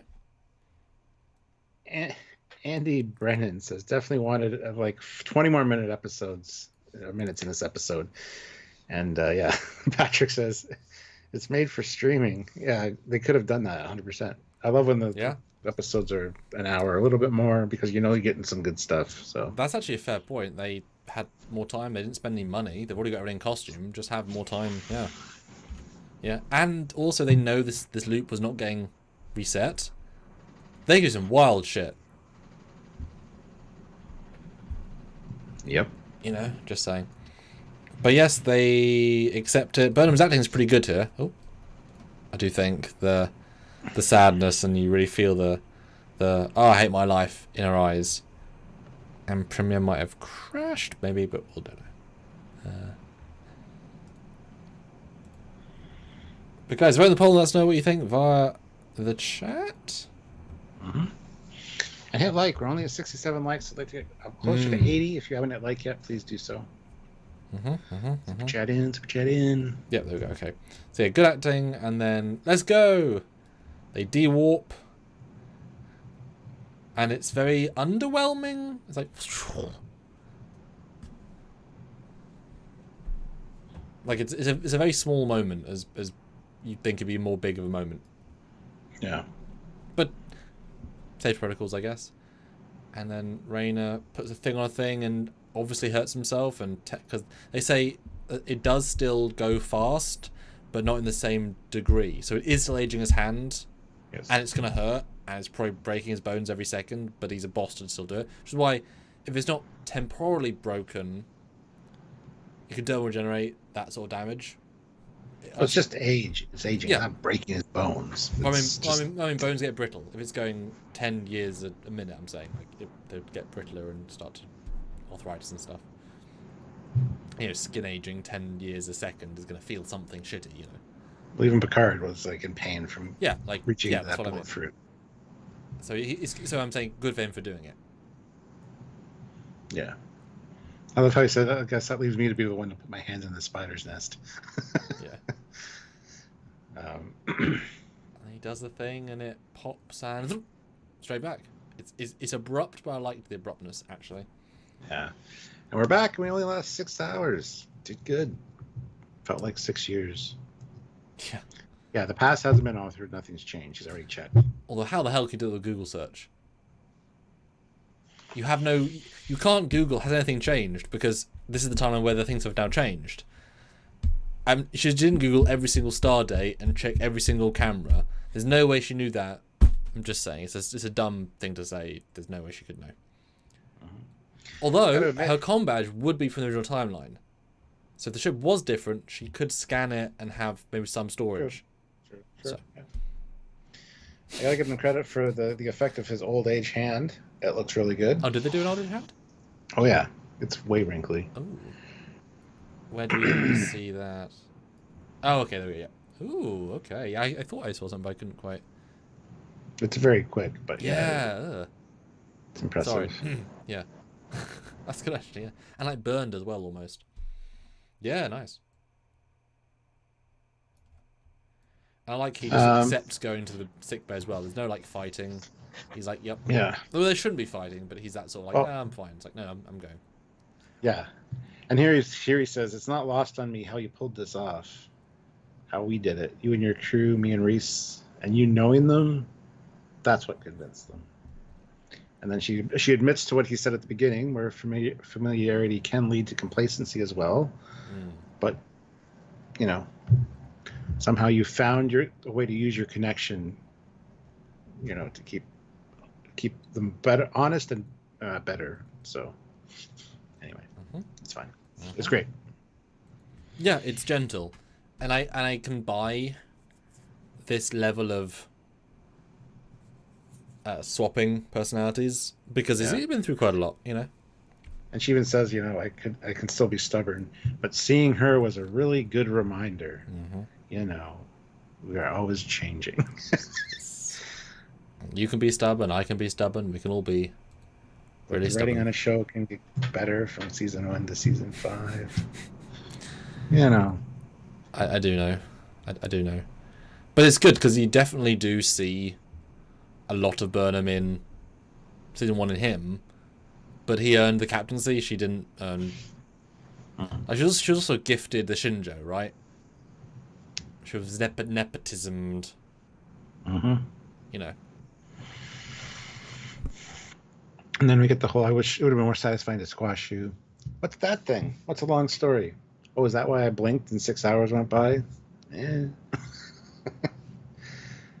So. Then they're on the bridge and they're talking about, I can't believe that the old me believed you or ever considered letting you do that. Yeah. I don't know. It's a very quick wrap up, and there's no real. No. Like Rainier walks on and goes, "My hand's better." Reese, you were right. Da da da. Credit where credit's due. Blah blah blah. And then it's like, that's the end of the episode. But it's a sweet ending. It's very gentle and simple. And the fact that everyone entirely disagrees with their past selves, like everyone just says, "I wouldn't do that. I wouldn't do that." It's like, really? Okay. Well, you did do it. They did convince you to. It wasn't that difficult. I'll never break the warp barrier thing. It's like, well, they convince you in 6 minutes. You had 14 minutes, including a hand-to-hand fight. They convinced you in 5 minutes. Of course you would. You did it. It was very easy. Barely any inconvenience to you, in fact. Absolutely. But it's good. It to show that, you know, to watch it back to back, see the tension, the uncomfortability of the season 1 version cast, and then to this, works really well. So that works. The set not being even 1% different annoyed me to no end. It's like, really? You went through a Klingon war, you were experimental, you got fully... No, just in the chair. The chair is a 1,000-year-old design, Stuart. They didn't ever thought to change it. I thought they did. I thought they replaced the captain's chair. So when they like focus on it in like 30 years in the future, I was like, ooh, what? That's the old chair. This is Calypso Tiny. But no, it's the same chair. So. And it would have been great had they actually changed the bridge set and bit of like redress it back classic. Yeah. Like TNG, they did that for something. One of the latest Enterprise, I think they changed some colours. All good things. All good things. They made the bridge look with the lines behind Picard and yeah. So it doesn't have quite the same payoff. That's okay. But yes, BSG guys learned a lesson. He's supporting his crew, and it feels genuine. He just has to think about doing it. Like he has to make an effort to make an effort. Yeah. But that's what second in command's job is. You know, he would have been one maybe 40 years ago when he acquired the skill set, and then he learned how to not do it because he became a captain. And he's going to go back again to learn how to do it again. And thank God you didn't say let's fly at the end. I was really happy with that. So the warp signature disappears here. That's a mystery. That's the end. Yep. Damn missing next time on. Because that was like a... I was like... Could have been a... But it wasn't. So what do they say? They reveal the reveal. That there's a warp signature matching Molamog's ship and it just disappears. Yes. Which means there's like a cloaking field or a vortex or some kind, and it is here. It's like, yeah, of course it is. Yep. So the episode was filler. In the abstract, no main plot was progressed except they know where it is. But really, it's about the character growth. Yes. And he felt a good amount of character growth, which is great. And not only character growth, show growth. We get to see how different season 1 was to a certain degree. So. Well, it's what we said yesterday. Contrast. Mm-hmm. Seeing them very accurately do a season 1 Burnham compared is like, yep. You did a good job. And as I said before, they committed to the bit making her still unlikable. They committed. They could have made her softer. They could have made her... Good for Samiko. She still got it. And I'm sure she'd like watch old clips and say, really? I was doing that, was I? Like even the vocalization is notably different, which is good, as it should be. Tab Extra throws in 50 krona. Thanks so much. This might be the most Trek episode of Disco I've ever seen. Was the most disco Trek, as in it was Trek in an entire disco box of the ship. But there you go. Yeah. That is the end of the episode. Stuart, what are we doing now? What appeal needs to do? Now it's time where you guys super chat in with your scores out of 10. Yes. We will give our wrap up on this episode, what we thought, and score it ourselves. Mm-hmm. And we want to hear your scores. I will read those after we are done. And if you want to put if you just want to put in the regular chat, you can do so as well. Sam will read those out. But we would encourage a few more super chats if you're able to. Just with a score would be awesome. Just to kind of show your support for Discovery and for Trekyards. We appreciate all that. So help us out if you can. And hit the like button. Yes. Although we have 71 people and 71 likes, which is good. But and vote the poll. All those people didn't hit like. And vote the poll and see me and Marie tomorrow. And it might turn up, might not. Who knows? Or just more AI stuff, which I'm excited for. That was really fun last time to create some AI situations of dialogue or silliness. That'd be rather fun. So yes, guys, let's see those scores. And yeah, a few more 5s would be tremendous. So Stuart, then. Yes, last week's you had a few changes based on the watch with me or this review. So how do you feel now with this episode, having now reviewed it from scene to scene, back to back? How do you feel now? I'd appreciate it a little bit more because you pointed out the blood and that they could carry stuff across and stuff like that. And also the visual effects error with the young Burnham. Love that. Not really an error, but Um, no, this like Tab actually just said, it's one of the most Trek Discovery episodes. Definitely has a good feel. I love that it reminded me of Shattered. I love that it looked back on how Burnham used to be compared to how Burnham is now, as a really like side by side contrast. That's very helpful. And also just being able to bring Bryce back and have everybody kind of look like their season 1 selves was fun. We have a comparison video coming out at some point, which you guys will have to check out. It's quite impressive, actually. And didn't necessarily expect that, but it was a very pleasant thing to see. I wish they had done more. I wish I had a Lorca voiceover or something, even if it was a line of dialogue from season 1 that they could just reuse. Would have been interesting. But it is what it is. I love Lorca. I would have liked to have seen him again. With that being said, even I was saying that, and I don't like Lorca that much, so that tells you. Yeah. But in this episode, we got Rainier, which is the new goodness, in my opinion. I really like Rainier, and the fact that he actually is learning about the crew and learning how to deal with these situations and realizing, that he's actually changing, and I love that. So it was great seeing the old phasers and stuff back as well, and almost getting a Calypso tie-in. I wish they would have done something with that, but it's fine for what it is. Burnham was good in this episode, as was Stamets. I do love the little nod to season 1 Stamets. What about Burnham in this episode? There's 2. Didn't I just say she was good? There's 2. No. I was making a joke. Oh, ha. Burnham. They're both good. Okay. No, some nice little moments for sure. And made it, oddly enough, and this is embarrassing to say, it made me want to go back and watch season 1. Me a bit as well. Yeah. Yeah. So that's a good thing.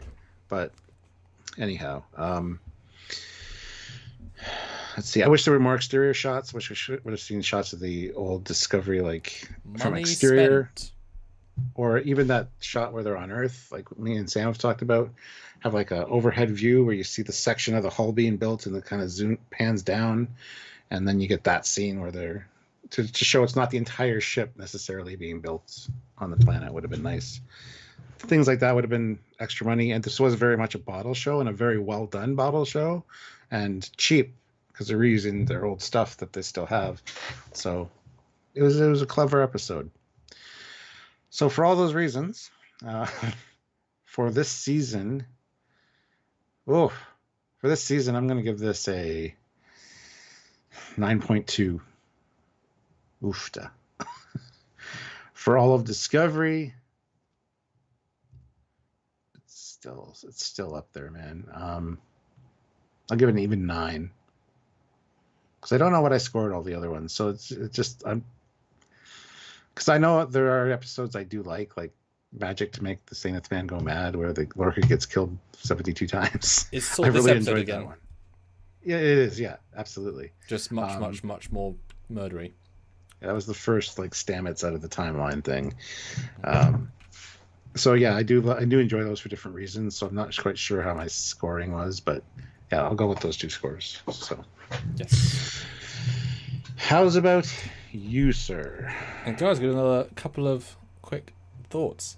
Yeah, so for me, this is definitely a highlight of the season. This is a better season, and this episode was, 1 or 2 cherries away from being a Black Forest Gato, right? This could have been their best ever episode had they put a bit more money into it, a bit more ambition. But that's, many movies could be a bit better with a bit more this or that. But take it for what it is. It's very fun. Yeah. It's very... Boy, feels like a final season episode. Does. Like, I think there's 2 so far this year that have been like, oh, yeah, the Goodbye Summer episode for like a final season episode. This did too. Mm-hmm. Like, very much in tonal. I don't know why... Whatever. Maybe we'll learn in a couple of years, like, they thought it was last season. They thought, let's just do some inner stuff in case we don't get another one. Because, doesn't matter on ratings in this modern era, apparently. It's pretty well scripted, although it is the performances that carry it through. Raina being just a good actor gives it Stamets selling his moments is good. They haven't got any highlight reels to reel from, and like the control thing's okay, the general bit's okay, but the last third is more interesting, and the first third is quite interesting in terms of like learning the mystery, because it's a good mystery, and the way they phrase it's good. The Zora thing is confusing, but it's meant to be. They know exactly what they're doing, and it's confusing, but it's a good ride. It's a good piece. Cheap as all hell, but just putting them in the old uniforms feels expensive for some reason. To have everyone on the bridge, give more than a line. It feels like what we've wanted for a long time now, which is a whole crew feel. We never get it. Yeah. We finally got it for one. We finally got it. So that deserves a victory lap just for that by itself. I gave this season's first episode incredibly high, and I don't remember why. I think it was because the data guy and just the overall vibe. Well, that and the action, you really liked it. You thought it was very Star Trek. Yeah. The pacing, the action, the chase was not great, but the other stuff was really good. This is the equivalent of a TNG great episode, right? Bottle and cheap, but I wish they'd pulled 80k away from the crash sequence of the first episode into this episode. Would have been great, but this season, if this is their best episode, I'm okay with it. Mm-hmm. Because it's not like Calypso. It's not about the season, right? It's about the show. It's about the characters. It could be any season almost, conceptually. Score-wise, I think I'm going to leave All Discovery first. I think for All Discovery, this gets a... Yeah, this gets a 9.5. So it's right up there. This season, I am going to give it a... I'm going to give it a 9 still, because I think it could have gave us that one higher. But it was, for this show, it was very, very good, clearly. 9.5 for the whole season. Yeah. I think that contrast is slightly more, because this season's pretty good so far. And I want to give room for the season to get better as well, because you can have a great one-off that's irrelevant and a one-off that's really, really in the story, in the universe. Yeah. Well done, them. Let's see what you guys are saying, super chat wise. Joe Brown throws in $2 and says 8 out of 10. Okay. Oh, Jesus, is it? Throws in $10 and says, haven't seen the episode yet, but always love the breakdowns, lads. Well, thank you so much. Much appreciated. Love that you love watching and hanging out with us. Appreciate it. With massive spoilers. Yeah, well, yes. A lot of people don't care about spoilers, just for the record. Yeah. This is quite a spoiler-filled one, though. Oh, yeah. Yeah. All right. So what are some of our non-super chat scores?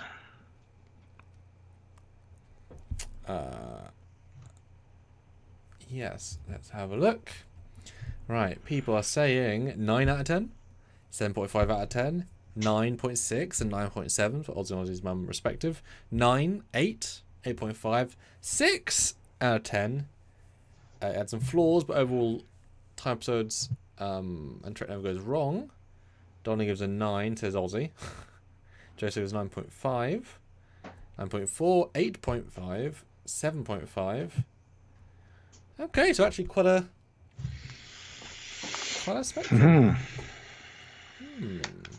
That's interesting. I'm glad people have liked it. So, but yeah. And the poll, I asked everybody if you're joining us for tomorrow's Trekyards Live. Yes, definitely. It says 38% and equal, busy, and pop in 31% each. So look forward to seeing the 35 of you tomorrow for that to jump in. I think it'll be quite fun. I guess that's it.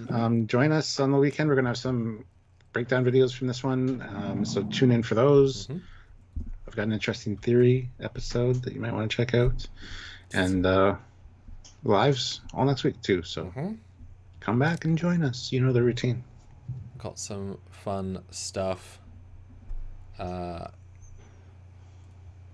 And yes, a new thing from me is coming out soon, so get ready to promote the hell out of that next week.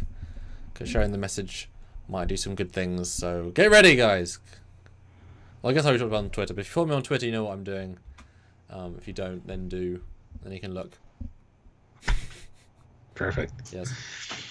Anyways, on that note, thank you so much for watching, guys. Have yourselves a great weekend, and we'll see you soon. Until then, he's Commander Cockings.